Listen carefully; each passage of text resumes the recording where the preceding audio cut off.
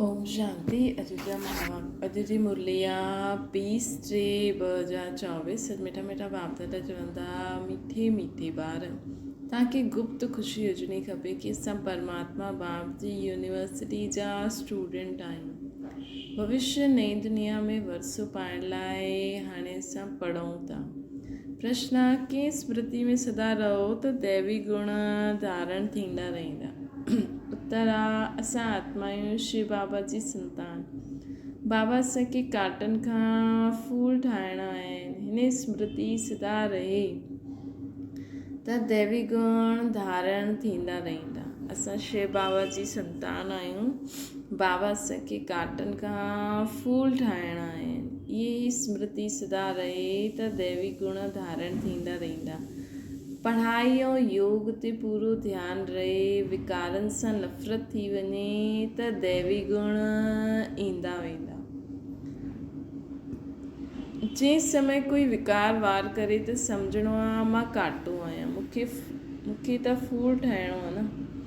ओम शांति। ॿारनि जी बुद्धि में आहे कि असां रूहानी यूनिवर्सिटी में वेठा आहियूं। इहे नशो हुजणो खपे। ऑर्डिनरी रीति स्कूल में जीअं वेहींदा आहिनि ईअं हिते बुद्धू थी करे न वेहणो आहे। ॾाढा ॿार जीअं बुद्धू थी करे वेहींदा आहिनि। यादि रहणो खपे इहा ऊच ते ऊच परम पिता परमात्मा जी यूनिवर्सिटी आहे। उन्हनि जा असां स्टूडेंट आहियूं। ऊच ते ऊच बाप जी यूनिवर्सिटी आहे, उन जा असां स्टूडेंट आहियूं। त तव्हां में केतिरी फ़लक हुजणी खपे। इहे गुप्त ख़ुशी, गुप्त ज्ञान हुजणो खपे कि ऊच ते ऊच टीचर जा असां स्टूडेंट आहियूं। हर हिकु ॻाल्हि गुप्त आहे न। कईअनि खे हिते वेठे बि ॿाहिरां जा गंदा ख़्यालात ईंदा रहंदा आहिनि। हिते तव्हां पढ़ंदा आहियो भविष्य नई दुनिया जो वरसो पाइण लाइ, त केतिरी ख़ुशी हुजणी खपे। दैवी गुण बि धारण थियणा खपनि। भले हिते सभु ब्रह्मण ई ईंदा आहिनि। हुतां जी किचर पिटी सां त तव्हां निकिरी करे हिते ईंदा आहियो न, त तव्हांखे केतिरी ख़ुशी में रहणो खपे। सॼी दुनिया हिन समय जीअं त गंद में ई पई आहे। अगरि सभिनि जी बुद्धि में केॾो छी गंद जी समझ आहे न।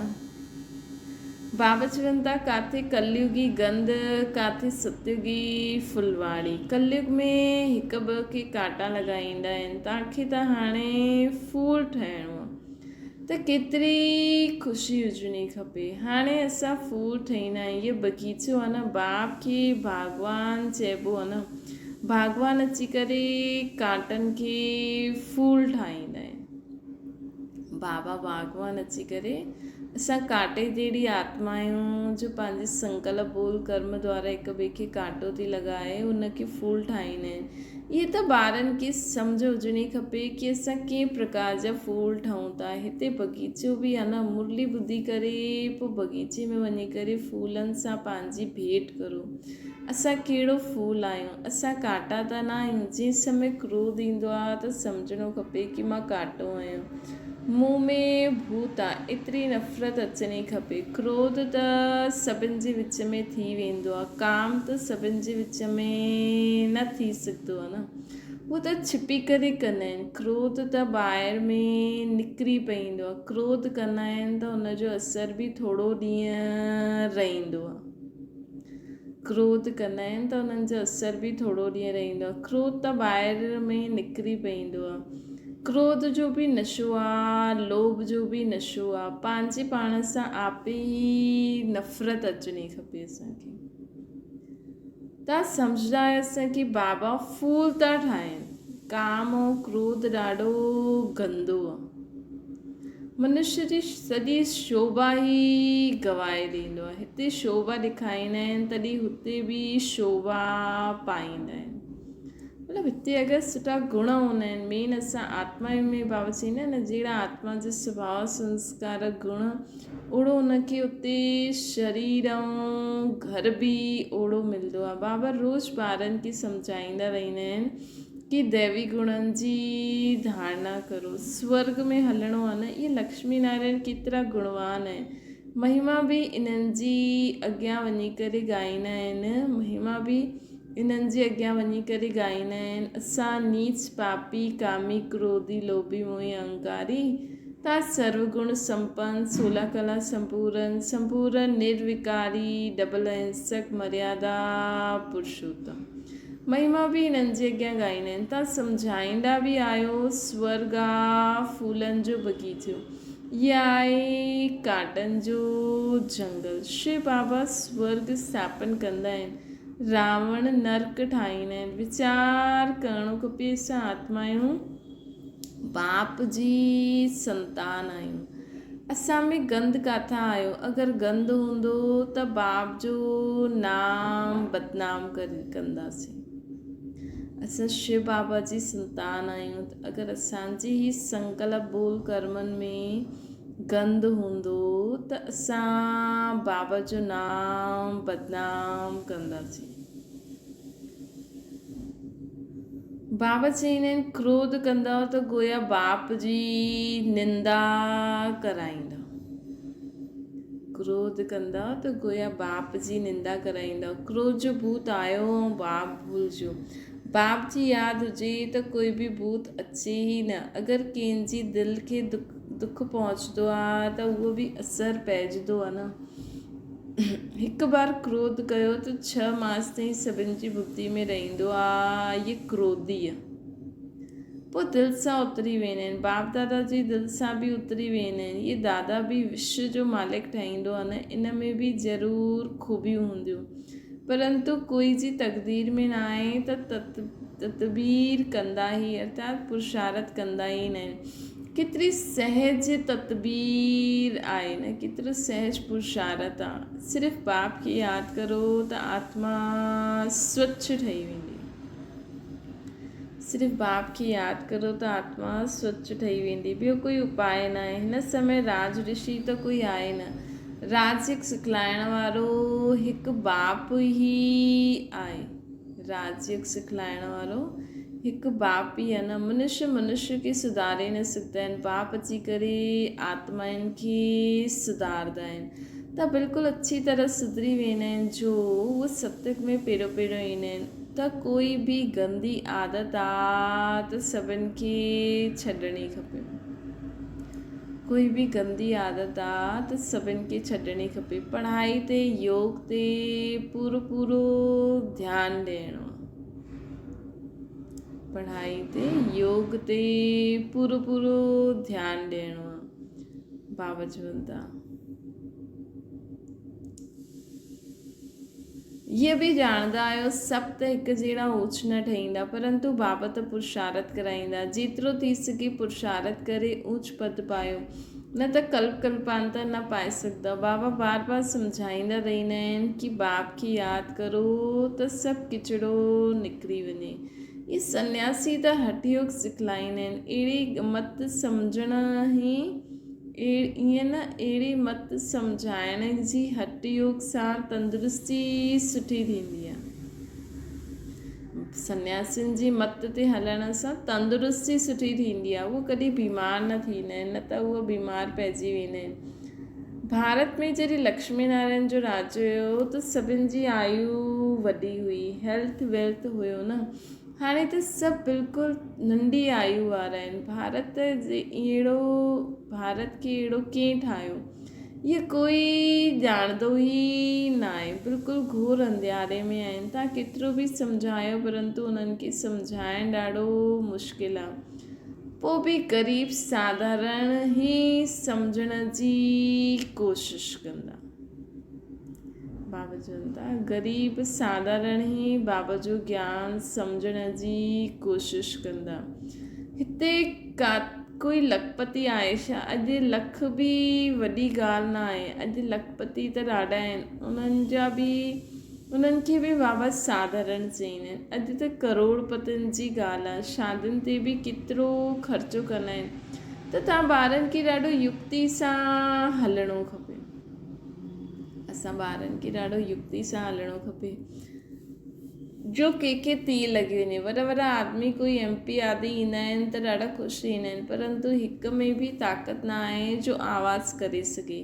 तव्हां सम्झाईंदा आहियो परंतु यथार्थ पूरो सम्झी करे न वेंदा आहिनि। ऊच ते ऊच भॻवानु आहे, ऊच ते ऊच इहो वरसो आहे। लक्ष्मी नारायण खे कंहिं इहे स्वर्ग जो वरसो ॾिनो। इहे काथा जा रहवासी आहिनि, इहे ॾाढनि खे पतो न आहे। म्यूज़ियम में ईंदा ॾाढा आहिनि सम्झण जे लाइ, सेवा जो चांस सुठो आहे, परंतु योग न आहे त तीर बि न लॻंदो आहे। बाप खे यादि करे त प्रफुल्लित बि थी वञे। इहे कंहिंजी संतान आहे, केतिरा ॿार आहिनि क़ाइदे से पढ़ंदा न आहिनि, बाप सां योग न आहे, संपूर्ण त कोई ठहियो ई न आहे, संपूर्ण त अञा कोई ठहियो न आहे। नंबरवार त आहे, ॿारनि खे एकांत में वेही बाप खे यादि करिणो आहे। अहिड़े बाप सां स्वर्ग जो वरसो था पायूं। हिन दुनिया में असां ई सभिनि खां पतित ठहिया आहियूं, पोइ असांखे ई पावन ठहिणो आहे। असां सुठी रीति यादि करिणो आहे। बाबा हर प्रकार जी राय असां आत्माउनि खे ॾींदा आहिनि। ईअं करो जीअं क्वीन विक्टोरिया जो वज़ीर ग़रीब हुयो, रोड जी लाइट जी बत्ती ते पढ़ी करे उस पद पाई। शौक़ु हुयो न, इहो बि ग़रीब जे लाइ आहे, इहो बि ग़रीबनि जे लाइ आहे। ग़रीब बाप आहे ई ग़रीब निवाज। साहूकार छा भॻवान खे यादि कंदा, चईंदा असांजे लाइ त हिते ई स्वर्ग आहे। अरे बाबा स्वर्ग जी स्थापना कई अथई, हाणे वरी करनि था। बाप खे यादि करो, पावन त ज़रूरु ठहिणो आहे। बाप खे यादि करो, पावन त ज़रूरु ठहिणो आहे न। बाप ॿारनि खे युक्ति रचणी आहे। कीअं कंहिंखे सम्झायूं कि भारत जो प्राचीन योग सिवाय परमपिता परमात्मा जी कोई सिखलाए ही न सघंदा आहिनि। हठ योगा निवृत्ति मार्ग वारनि जे लाइ बाप सम्झाईंदा रहंदा आहिनि। जॾहिं कंहिंजो कल्याण थियणो हूंदो त पोइ लिखंदा बि हीअं।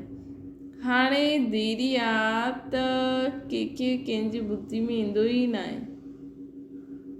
माण्हू सर्वव्यापी करनि था न, त बाबा चवनि था ॾिसो जंहिं समय जंहिं माण्हू खे ॿारनि खे युक्ति रचणी खपे, कीअं सम्झायूं भारत जो प्राचीन योग सिवाय परमपिता परमात्मा जी कोई सिखलाए न सघे।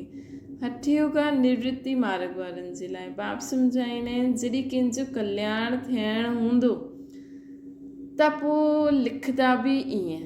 हाणे देरी आहे त कंहिंजी बुद्धि में ईंदो न आहे। तव्हांजी आहे ईश्वरीय मिशन, तव्हां मनुष्य खे देवता ठाहिण जी सेवा कंदा आहियो। दुनिया में त अनेक प्रकार जी मतियूं निकितियूं आहिनि, त उन्हनि जो केतिरो शो थींदो आहे न। अंधश्रद्धा केतिरी आहे, राति ॾींहं जो फ़र्क़ु आहे न। त ब्राह्मणनि में बि राति ॾींहं जो फ़र्क़ु आहे। कोई त कुझु बि ॼाणंदो न आहे, ॾाढो सहज आहे। पंहिंजी की आत्मा सम्झो, बाप खे यादि करो त पाप कटिजी वेंदा। दैवी गुण धारण करो त अहिड़ा ठही वेंदा। ढिंडोरो पिटवाईंदा रहो, देह अभिमान न हुजे त ढोलक गले में डाल ॾेई करे सभिनि खे ॿुधाईंदो रहे कि बाप आया आहिनि। बाबा चवनि था देह अभिमान न हुजे त पंहिंजे ई गले में उहो ढोलक डाले करे दुनिया में सभिनि खे ॿुधाइनि कि बाप आयो आहिनि। चईंदा आहिनि मूंखे यादि करो त तव्हां पदत खां पावन ठही वेंदो। इहे घर घर में संदेश ॾियणो आहे। बाबा चईंदा आहिनि इहे घर घर में संदेश ॾियणो आहे असांखे। कहिड़ो संदेश ॾियणो आहे कि हाणे बाप आया आहिनि, चवनि था मूंखे यादि करो त तव्हां पावन हीअं ठही वेंदो। हीअ घर घर में संदेश वञिणो आहे। सभिनि ते कट चढ़ियल आहे न, तमो प्रधान दुनिया आहे। सभिनि खे बाप जो पैगाम ज़रूरु पहुचणो आहे। पिछाड़ी में तव्हांजी वाह निकिरंदी। चईंदा कमाल आहे हिननि जी, एतिरो जॻायो परंतु असां जॻिया न। त जो जॻिया उन्हनि पायो, जो सोया जिन सोया तिन खोया। बाप बादशाही ॾियण ईंदा आहिनि, पोइ बि खोई छॾंदा आहिनि। जॻल अर्थात कॾहिं बि बाबा जो ज्ञान, बाबा खे न भुलिजो। सर्विस जी युक्ति रचणी खपनि। बाप आया आहिनि चईंदा आहिनि मामिकम यादि करो त विक्रम विनाश थी वेंदा। पवित्र ठही पवित्र दुनिया में हली हलंदासीं असां। पवित्र दुनिया जा परम धाम पवित्र दुनिया में बि हली वेंदासीं, पोइ पवित्र दुनिया जा मालिक बि ठहींदासीं। यादि न कंदव त पाप न करंदा, कोई बि कट न रहे तॾहिं ऊच पद पाए सघंदासीं, न त पद बि घटि थी वेंदो। असां में कोई बि कट न रहे तॾहिं असां ऊच पद पाए सघंदासीं, न त सजायूं खाइणी पवंदी। सर्विस जी सुठी मार्जिन आहे। चित्र साथ खणी वञो त सर्विस करे सघंदा आहियो। मॉडल त खिलोने जा आहिनि, मॉडल्स त खिलोने जा आहिनि। वॾा वॾा आदमियुनि जे लाइ वॾा वॾा चित्र हुजणा खपनि। हज़ारों वर्ष बि हलंदा आहिनि। तव्हांजी इहा 6 चित्र ई काफ़ी आहिनि। चओ इहा सृष्टि जो चक्कर कीअं फिरंदो आहे, असां तव्हांखे संगम युगी इहा सृष्टि जो चक्कर कीअं फिरंदो आहे असां तव्हांखे सम्झायूं था। हिन चक्कर खे यादि करण सां ई तव्हां चक्रवर्ती राजा ठही वेंदा। हिन चक्कर खे यादि करण सां ई असां चक्रवर्ती राजा ठही वेंदासीं। बैच बि ॾाढो सुठो आहे, परंतु हिन जी वैल्यू ॿारनि वटि न आहे। हिन ते तव्हां सम्झाईंदा रहंदा आहियो त तव्हांजी कमाई ॾाढी आहे। हीअ बैच त अहिड़ो आहे जो छाती ते लटको रहे। इहे बाबा हिन ब्रह्मा द्वारा इहे वरसो ॾींदा आहिनि। ट्रेन में बि चकर लॻाईंदा आहिनि, इहे सम्झाईंदा। ट्रेन में बि चकर लॻाईंदे इहे सम्झाईंदा रहो। नंढे ॿार बि करे सघंदा आहिनि, तव्हांखे कोई मना न करे सघंदो आहे। इहा बैच अहिड़ी चीज़ आहे, हीरे जवाहरात फल फूल महल सभु कुझु हिन में इमर्ज आहे। हीरे जवाहरात फल फूल सभु कुझु हिन में मर्ज आहे, परंतु ॿारनि जी ॿुधी में न ईंदो आहे। चईंदा आहिनि असां श्री कृष्ण जा चईंदा आहिनि कि बाबा चईंदा आहिनि कि ॾिसो माण्हू ॿारनि जी ॿुधी में न ईंदो आहे कि बैच केॾो वैल्यूएबल आहे। बाबा ॾाढो बार सम्झाया अथई चित्र साथ में ज़रूरु हुजणा खपनि। तव्हांखे कोई उल्टो सुल्टो बि चईंदो, श्री कृष्ण खे गाली मिली न, भॻाईंदो हुयो, ईअं कंदो हुयो, लेकिन उन्हनि खे बि पटरानी ठाही। कृष्ण भॼाई वग़ैरह कयईं, लेकिन उनखे बि पटरानी ठाही। विश्व जो मालिक ठही करे पोइ अहिड़ा कम थोरी कंदा। इहे ज्ञान में नशो ॾाढो हुजणो खपे। त बाबा चयईं कि ॾिसो विश्व जो मालिक ठाहिण वारो कोई अहिड़ो कमु कंदो त हिन ज्ञान जो ॾाढो असांखे नशो हुजणो खपे। तव्हां चाहींदा आहियो असां हाणे जल्दी विनाश थी वञे, पोइ चईंदा आहिनि हाणे त बाबा साथ आहे, बाबा खे छॾे ॾींदासीं त पोइ 5000 वर्ष पोइ मिलंदासीं। अहिड़े बाबा खे असां कीअं छॾूं? बाबा सां त असां पढ़ंदा रहंदा आहियूं। इहे ब्राह्मणनि जो ऊच ते ऊच जनम आहे न। अहिड़ो बाप जो असांखे राजा ई जो पद ॾियनि था, पोइ त असां उन्हनि सां मिलंदासीं न। बाबा चवनि था कि ॿार ईअं सोचंदा आहिनि बाबा खे छो छॾूं, इहो ब्राह्मण जन ऊच ते ऊचो आहे। अहिड़ो बाप जो असांखे राजा ई पद ॾिए थो, पोइ त असां उन्हनि सां मिलंदासीं न। परंतु गंगा में रहण वारनि खे एतिरी क़दुरु न रहंदी आहे। ॿाहिरां वारनि खे केतिरो महत्व रहंदो आहे न। ईअं ई बाबा जे मधुबन घर में या बाबा जे सेंटर्स ते जो ॿार रहंदा आहिनि उन्हनि खे एॾी क़दुरु न रहंदी आहे। हितां खां बि ॿाहिरां वारा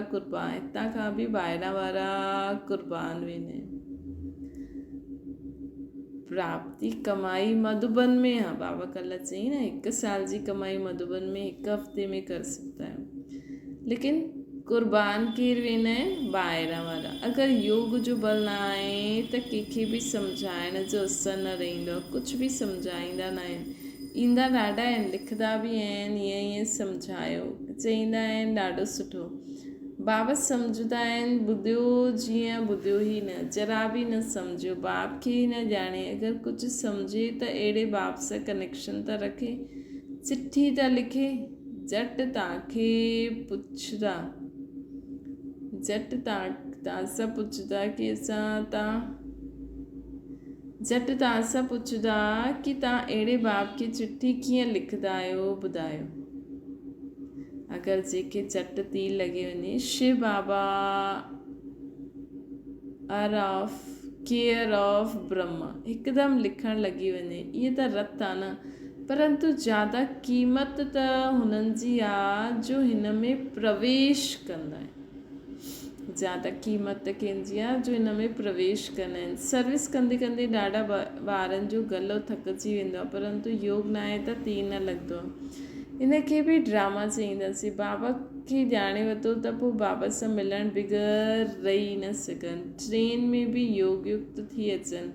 असां वेंदा आहियूं बाप वटि, जीअं विलायत में ईंदा आहिनि त स्त्री बाल ॿार सभु यादि ईंदा आहिनि।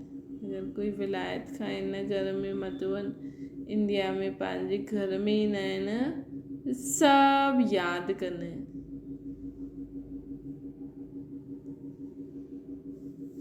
कोई बि ॿाहिरि वियो त पंहिंजे घर रास्ते में केतिरी ख़ुशी थियणी खपे। विलायत खां ईंदा आहिनि त उन्हनि खे पंहिंजो ॿार यादि ईंदा आहिनि। इहे त असां कंहिं वटि ईंदा आहियूं त रास्ते में केतिरी ख़ुशी हुजणी खपे। जॾहिं मधुबन घर ईंदा आहियूं, सर्विस कंदे कंदे अचिणो खपे। ट्रेन मतिलबु बाबा चवनि था ट्रेन में बि सर्विस करो। बाबा ऐं सागर ॾिसंदा आहिनि ॿार फॉलो करनि था, ज्ञान जी लहर उठंदी आहे त ॾिसी करे ख़ुशि थींदा आहिनि। ज्ञान जी लहर उथंदी आहे त ॾिसी करे ख़ुशि थींदा आहिनि। इहे त ॾाढो सुठो सपूत ॿार आहे असांजो। बाबा ॾिसी करे ॿारनि खे ॾाढा ख़ुशि थींदा आहिनि। सवेरे यादि जी यात्रा में ॾाढो फ़ाइदो आहे। ईअं बि न सिर्फ़ु सुबुह जो ई असां बाबा खे यादि करो, उठंदे वेंदे खाईंदे पीअंदे यादि कयो, सर्विस कई त सदा ई यात्रा ते आहियूं। छा मीठी मीठी सिकिल ते ॿारनि प्रति माता पिता बाप दादा जो यादि प्यार ऐं गुड मॉर्निंग। रूहानी बाप जी सभिनि रूहानी ॿारनि खे नमस्ते।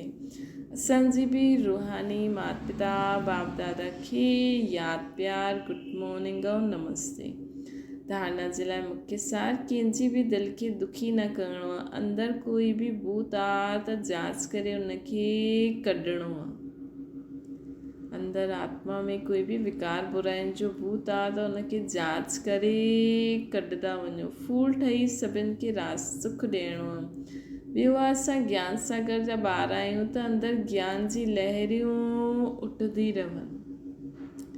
सर्विस जी युक्तियूं रचणी आहिनि। ट्रेन में बि सर्विस करणी आहे। बाबा चवनि था ट्रेन में बि सर्विस करणी आहे। साथ साथ पावन ठहिण लाइ यादि जी यात्रा ते बि रहणो आहे। वरदान यादि ऐं सेवा जे बैलेंस वारा, बाप जी मदद जो अनुभव करण वारा, ब्लेसिंग जे पात्र आत्मा ठहो। यादि ऐं सेवा जो बैलेंस अर्थात समानता, हुते बाप जी विशेष मदद अनुभव थींदी आहे। हीअ मदद ई बाबा जी आशीर्वाद आहे। हिन करे बाप दादा अन्य आत्माउनि जे मुआफ़िक़ आशीर्वाद न ॾींदा आहिनि। छोजी बाबा अन्य आत्माउनि जे मुआफ़िक़ आशीर्वाद न ॾींदा आहिनि। बाप त आहे ई अशरीरी, त बाप जी आशीर्वाद, बाप त आहिनि ई अशरीरी, त बाप जी आशीर्वाद आहे सहज स्वत, त बाप जी आशीर्वाद आहे सहज स्वत मदद मिलणु, जंहिंसां जो असंभव ॻाल्हि आहे उहा बि संभव थी वेंदी।